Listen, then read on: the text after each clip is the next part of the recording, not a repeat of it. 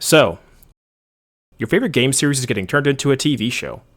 Well, if you're a Fallout fan, your fears have been allayed. By the grace of God, their show is great and people actually want to play the games again. Movie and TV adaptations naturally breed skepticism, especially when they're divorced from the original medium of the principal work, and for video games, that's doubly true given the history of game adaptations into movies and TV shows that have just paled in comparison to the original material. Previous adaptations of beloved IP like Doom, which saw a movie, or the original Super Mario Bros. Movie, past examples like this have given little confidence that the gamified situations and loops that players find themselves in can be well translated to a purely visual medium.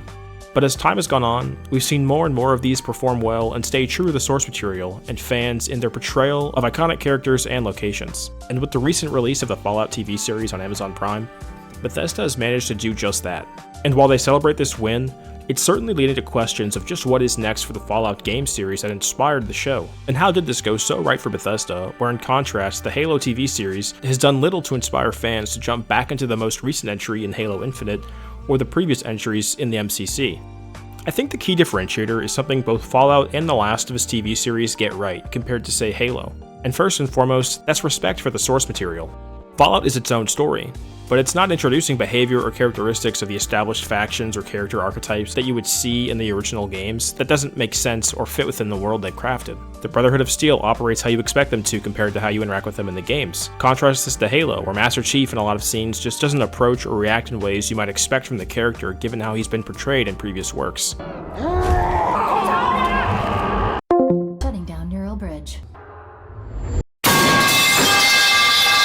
I think part of why Fallout is able to maneuver around this is they use established ideas from the games, but don't step on the toes of the stories in Fallout 3, 4, or New Vegas by avoiding any revisionist history on their events. And while this may not be entirely true for New Vegas as we continue to see with the show's progression into Season 2, the main point is that Fallout executes the themes, feelings, and familiarity of the games in a very authentic and careful way while still being its own story and being compelling on its own without needing to rely on retelling storylines from the games wholesale. And we can see the success this has had for Xbox and Bethesda on the game side. The player counts across all of the Fallout games have surged. Fallout 4 was the best-selling game in Europe last week. Even Fallout 76, a game that is often cited as one of the prime examples of a buggy, unfinished game releasing at launch in a terrible state, which has subsequently improved a lot over the years with its updates and additions of NPCs and new storylines, has seen a huge increase in player counts, and it's reached the largest concurrent player count it's ever had since the launch of the game in 2018. People who played these games at launch are returning, and likely many new players who never touched the franchise are also showing up to play these games. And Bethesda is keen to capitalize on this further, as we are getting the next-gen Fallout 4 update on April 25th, which will add improvements like 60 FPS to consoles and other bug and quest fixes to the game. The show has inspired millions of players to jump back into these games, and it's a great time to revisit them on both console and PC. And it's clear that the show is bringing this franchise far and wide to new audiences and inspiring previous players to return to them. But for people who are wanting something truly new, what's next for Fallout? Where's Fallout 5, or a New Vegas 2, or even the leaked Fallout 3 remaster? Starting with Fallout 5, it's unfortunately very far away. Bethesda is still working on Shattered Space for Starfield, which is due out this year, but is likely to be a content injection, and I don't expect will include systems that dramatically improve the way the game is played. So for Bethesda fans who found Starfield less engaging, I don't expect this DLC is going to move the needle for you. But what about after Shattered Space? Well, we know that Bethesda is working on Elder Scrolls 6. There have been a few articles detailing the ramped-up production behind the scenes at Bethesda Game Studios. And despite some confusion around its release date from the FTC trial, which led many to believe the game is coming in 2026, I don't expect the title will release in full until 2027 or 2028. And even then, that's the wait for games to be finished that aren't Fallout. For Fallout 5 to even begin, these games have to release, or at least be close to release, so that pre-production can begin and development can follow thereafter in earnest. If you assume a 5-year development cycle for a game like Fallout 5, we are looking at a 2033 release date at the earliest for Fallout 5 to be developed from Bethesda Game Studios. But what about titles potentially not being developed by Bethesda Game Studios? Where could these be made, and when would they release? For Fallout diehards, I think the biggest dream Fallout game is a sequel to New Vegas. Obsidian, the developers of New Vegas, despite their abbreviated development cycle of 18 months, created what many consider to be the best Fallout game in the series. And while the realities of game development in 2024 mean that a game made in that short of a time frame isn't probably possible on modern hardware, they could certainly make a sequel in a standard 4 to 5 year cycle. And Obsidian has answered questions around making another Fallout game time and time again. In 2022, Josh Sawyer, design director at Obsidian, when asked about working on Fallout again, had this to say, quote, "I love Fallout. I love the setting. I could see myself working on it again, but we'll see where the future takes me. Now, not exactly a ringing endorsement, but I think it's clear that Josh and many others at Obsidian would love to revisit the franchise again if given the opportunity. And it's possible they may get that in the future. Before Microsoft owned Bethesda, another studio working on Fallout seemed unlikely outside of Obsidian's release in 2010. But Microsoft owns both Obsidian and Bethesda now. They hold all the cards when it comes to greenlighting a new Fallout game under Obsidian. And with Avowed out later this year, a team at Obsidian will have an opening for a project to be in development. Now, they obviously have The Outer Worlds 2 in development still, but with multiple teams, it's feasible the internal team working on Avowed could begin pre-production of what would be a new Fallout game, whether it's a New Vegas sequel or an entirely new setting altogether, while the other team at Obsidian finishes the Outer Worlds sequel and slowly shifts over as that game slowly ramps down on development. And while this is pure speculation, it's not out of the question that Microsoft would maneuver in such a way that a different studio works on an IP that another is known for.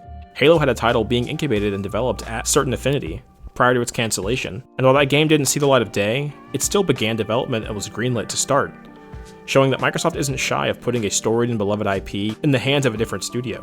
Now, if no new games are currently in development, or likely far away, given prior commitments to other projects, what about remastering the older titles? Fallout 3 released in 2008, New Vegas released in 2010, arguably the two most iconic entries in the franchise. These games are certainly ripe for a remaster or remake, and we may be getting one for the former. On top of the leaked Oblivion remake, which we know is in development at Virtuous Games, and being developed in Unreal Engine, a Fallout 3 remaster was also leaked as part of a document during the FTC trial against Microsoft's acquisition of Activision Blizzard. Now, who is making this potential remaster? It's hard to say, but we know it's likely not Bethesda, as they aren't working on the Oblivion remaster either, and they certainly have their hands full with Starfield's DLC and development of the Elder Scrolls 6, their next project.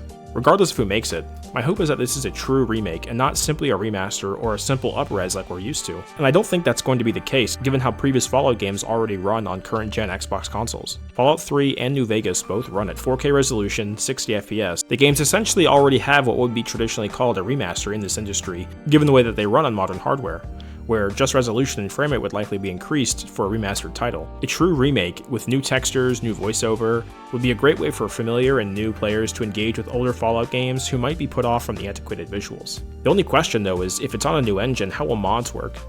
We already know that with the Fallout 4 Next Gen update coming next week, that a lot of mods are likely going to break given the compatibility issues you usually find with new updates to Fallout and Elder Scrolls games. So if the game is on a new engine, does that mean mods are going to be harder to make, or will they translate well over if they're not on the original engine that those mods were made for? I think the answer is likely yes. There's going to be a lot of issues with mods and mod compatibility if they're on a new engine. I think that's going to be true for both the Fallout 3 remaster and an Oblivion remake. But if both those titles still do feature mod support, even on a new engine, I think you'll still see a lot of mods show up for those games and be able to be used both on console and PC. And as far as the show is concerned, we know that the show has been greenlit for a Season 2, given the critical reception to its debut. It's likely we won't see a Fallout Season 2 for another 2 years. And while there's a lot of uncertainty around where the games go next from here, whether it's remasters, remakes, new games from Bethesda or otherwise, one thing is for sure. Fallout is going to continue, and Fallout is still a big deal for both players and Bethesda.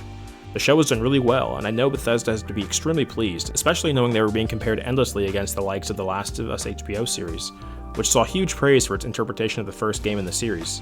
And while it may be a while before we see a truly new Fallout game, I think we can expect more great seasons of the show and some updated versions of existing games at the very least to tide us over.